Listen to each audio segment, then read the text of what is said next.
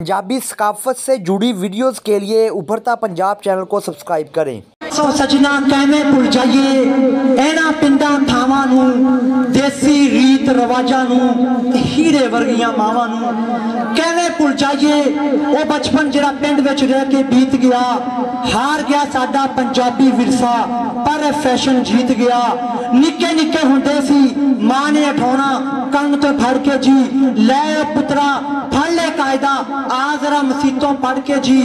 मसीतों पढ़ के घर नूं मुड़ना, मां ने दुध मधानी फेल लेनी, बही रोटी दही लस्सी मक्खनी उतों होर देनी।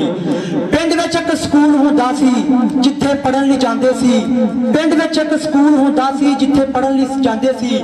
टाकियां दा बस्ता मलेशिया दी वर्दी, ए जिहड़ा मेरा कलाम आ असातिज़ा इकराम समझ रहे आ, उन्हां ने टाकियां दा बस्ता ते मलेशिया दी वर्दी पाई आ। तुसीं दवाता तो भी दूर आ।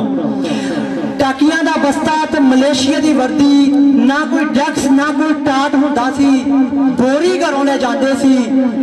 जुमे दी एक छुट्टी होनी, मुरब्बे चलदा वेला जी, बाप दी उंगली फड़ के जेड़े मेले वेख ले जी। टब्बरां दा इत्तफाक नहीं मुड़ना, जो कट्ठे बह के चुल्हे सेक ले जी, जो कट्ठे बह के चुल्हे सेक ले जी।